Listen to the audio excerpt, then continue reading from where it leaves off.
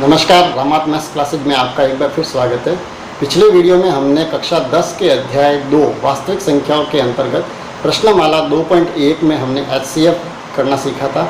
अब हम प्रश्नमाला 2 को हल कर रहे हैं। प्रश्नमाला 2.2 का पहला जो प्रश्न है वो प्रश्न है, निम्नलिखित संख्याओं को अभाज्य गुणनखंड के रूप में व्यक्त कीजिए।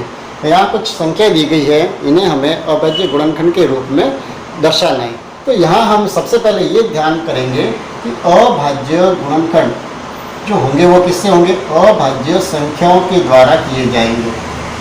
तो सबसे पहले हमारे दिमाग में ये होनी चाहिए कि अभाज्य संख्याएं होती कौन सी है। तो अभाज्य संख्या वे संख्या होती है जो या तो एक से या स्वयं से विभाजित होती है।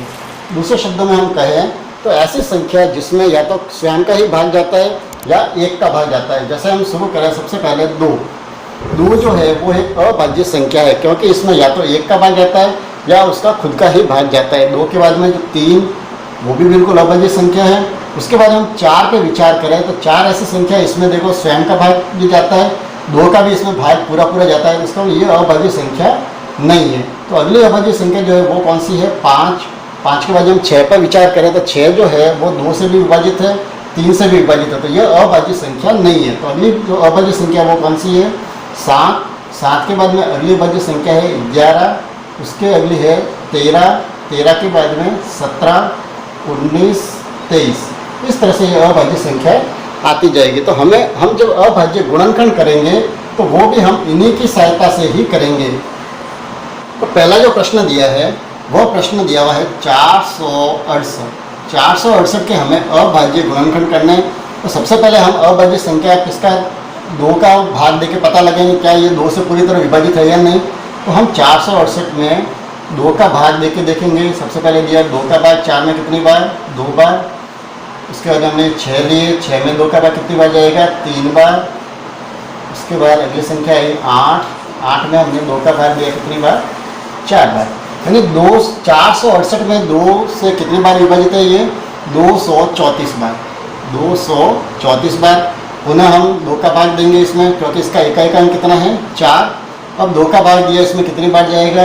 ये 234।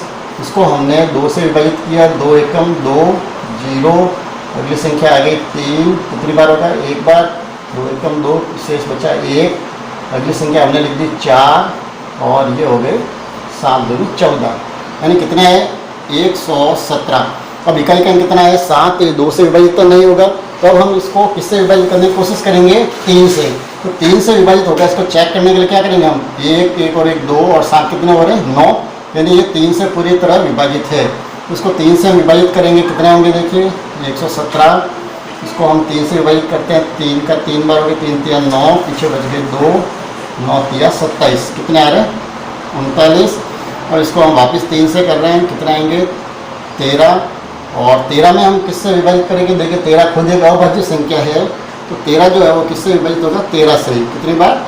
1 बार। तो ये हो गए इसके अभाज्य गुणनखंड। बहुत ही आसान है।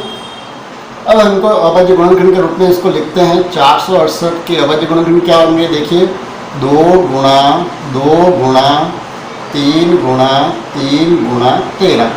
ये है इसके अभाज्य गुणनखंड। दूसरा प्रश्न है इसका 945 के भी हमें अभाज्य गुणनखंड करने हैं। तो सबसे पहले हम 2 से इसका चेक करेंगे तो इकाई का कितना है? 5। इस 2 से ये पूरी बार विभाजित नहीं होगा। 3 के लिए कैसे चेक करेंगे? अंकों को जोड़िए, 9 और 4 कितने हो गए? 13। 13 और 5 कितने हो रहे? 18। 18 3 से विभाजित है नहीं, ये 3 का भाग इसमें पूरा जाएगा। हम एक बार देख लेते हैं इसमें होता या नहीं होता पूरा विभाजित। 3 का इसमें हो गया 3 3 9।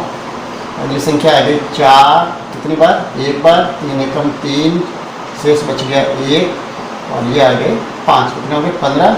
3 पंजे 15। यानी 3 से ये कितनी बार विभाजित हो रहा है? 315 बार। वापस इसको 3 से विभाजित करें, ये 3 एकम 3 और ये 3 कितनी बार हो जाएगा? 5 बार। वापस हम इसको 3 से करके देखें, 3 3 9, 1 बच गए, 3 पंजे 15। अब ये 35 किससे विभाजित होगा? 5 से। तो 5 को इससे किया कितनी बार? 7 बार। 7 में कितनी बार? 7 का 7 में 1 बार। तो इसके जो अभाज्य गुणनखंड आए हैं 945 के कितने आए? 3 गुणा 3 गुणा 3 गुणा 5 गुणा 7, ये आए इसके अभाज्य गुणनखंड। इस तरह से आप अन्य प्रश्नों को भी हल करें, अभाज्य गुणनखंड के रूप में लिखने का प्रयास करें। फिर भी अगर कोई समस्या आए तो आप नीचे जो कमेंट्स बॉक्स है उसमें आप जरूर लिखें, ताकि उनको मैं आपको सॉल्व करके बता दूंगा। दूसरे प्रश्न की तरफ बढ़ते हैं। दूसरा जो प्रश्न है उस प्रश्न में हमें महत्तम समापवर्त्य यानी HCF और लघुत्तम समापवर्त्य यानी LCM ज्ञात करना है। दो जो संख्या दी हुई है इन संख्याओं का हमें क्या करना है, एक तो महत्तम समापवर्त्य करना है और एक लघुत्तम समापवर्त्य हमें ज्ञात करना है। और उसके साथ ही हमें सत्यापित करना है। क्या सत्यापित करना है कि HCF गुणा LCM बराबर जो है पूर्णांकों का गुणनफल। यानी हमें ये ज्ञात करना है कि ये जो दो पूर्णांक दिए हुए हैं इन दोनों पूर्णांकों का गुणा करें और इनका जो HCF और LCM आएगा उनका गुणा जो है वो बराबर आता है या नहीं, ये हमें जांच भी साथ में करनी है। तो सबसे पहले हम दो जो संख्या है उनका हम HCF और LCM ज्ञात करना सीख रहे हैं। सबसे बड़ा प्रश्न मैं ले रहा हूँ, सबसे 90 और 144 का। इन दोनों का हम सबसे पहले LCM और HCF कैसे ज्ञात करेंगे, तो वही पहला काम हम जो पहले प्रश्न में कर चुके हैं। हम इनके सबसे पहले अभाज्य गुणनखंड ज्ञात करेंगे। दोनों के ही हमें क्या करना है, अभाज्य गुणनखंड जो अभाज्य संख्याओं से ज्ञात होंगे। सबसे पहले हम इसको 2 से विभाजित किया है, कितने आएंगे 45। 45 2 से नहीं होंगे, किससे होंगे 3 से। कितने हो गए 15। वापस 3 से विभाजित किया 5 और 5 को 5 से विभाजित किया 1। यानी 90 के अभाज्य गुणनखंड जो आए हैं, 90 के अभाज्य गुणनखंड, 90 के अभाज्य क्या है 2 गुणा 3 गुणा 3 गुणा 5। इसी तरह से 144 के अंक करें, 2 का भाग दिया 72 बार, वापस 2 का भाग दिया 36 बार, वापस 2 का भाग दिया 18 बार, वापस 2 का भाग दिया 9 बार, 9 में 3 का भाग दिया 3 बार और 3 में 3 का भाग दिया 1 बार। तो इसके जो अभाज्य गुणनखंड आए हैं 144 के अभाज्य गुणनखंड, इसके क्या हैं देखिए 1 2 3 और 4 बार, 2 गुणा 2 गुणा 2 गुणा 2 और 3 कितनी बार आए हैं 2 बार। ये हो गए दोनों के अभाज्य गुणनखंड। अब हमें क्या करना है, सबसे पहले हम इनका LCM ज्ञात करते हैं। क्या ज्ञात कर रहे हैं हम, LCM यानी लघुत्तम समापवर्त्य। तो लघुत्तम समापवर्त्य में हमें क्या करना है, हमें ये देखना है कि जो दोनों के जो अभाज्य गुणनखंड आए हैं उसमें हर संख्या को ये देखना अधिकतम जो उसके गुणनखंड आए हैं जिस पंक्ति में, उसको हम यहाँ लिखना शुरू करेंगे। कैसे लिखेंगे देखिए, जैसे हम सबसे पहले इसमें देखें, इसमें 2 कितनी बार आया, केवल 1 बार, और इसमें 2 कितनी बार आया 4 बार। यानी इसमें जो है इसके अधिकतम भाग है तो हम अधिकतम को यहाँ लिखेंगे। यानी 2 जो है 4 बार हम यहाँ लिखेंगे, 2 गुणा 2 गुणा 2 गुणा 2 हो गए 4 बार। अब 3 के लिए देखेंगे तो 3 इसमें कितनी बार है 2 बार, और इसमें भी 3 कितनी बार है 2 बार, दोनों बराबर है। यानी कितनी बार है 2 बार, तो हम यहाँ इसको 2 बार नोट करेंगे। उसके बाद और कौन सा बच गया 5। 5 इसमें देखिए 1 बार है, इसमें 1 बार भी नहीं है, लेकिन कम से कम 1 बार जरूर है, तो हम 1 बार इसको लिखना है। यानी हमें जो जितने भी अभाज्य गुणनखंड आते हैं 2 संख्या या 3 संख्याओं के, तो हमें क्या करना है, किसी भी अंक को छोड़ना नहीं। जो भी इसके अभाज्य गुणनखंड आ रहे हैं उनको हमें सारों को यहाँ लिखना है, तब जाके वो LCM यानी लघुत्तम समापवर्त्य हमें प्राप्त होगा इसका। अब हम इनके गुणा कर देते हैं। सबसे पहले 2 का गुणा 2 से किया, कितने हुए 4। 4 का गुणा हमने 2 से किया, 4 दूनी 8 हो गए। 8 का गुणा हम 2 से करेंगे, 8 दूनी 16। 16 का गुणा हम 3 से करें, ये 16 है उसका 3 से गुणा कर दिया, 6 तिया 18 हासिल 1, 3 एकम 3 और 1 कितने हो गए 4, कितना हो गया 48। अब 48 को वापस 3 से गुणा करते हैं, 8 तिया 24 हासिल के 2, 4 तिया 12 और 2 144, और 144 को हम 5 से गुणा करते हैं, तो 4 पंजे 20 हासिल के 2, 4 पंजे 20 और 2 22 हासिल के 2 720। यानी इनका लघुत्तम समापवर्त्य कितना आया है 720। ये है लघुत्तम समापवर्त्य ज्ञात करने की विधि। एक बार पुनः इसको समझिए। सबसे पहले हमें क्या करना है, जो 2 संख्या दी हुई है उसके हम पहले अभाज्य गुणनखंड करेंगे और अभाज्य गुणनखंड को हम इस तरह से यहाँ लिख देंगे।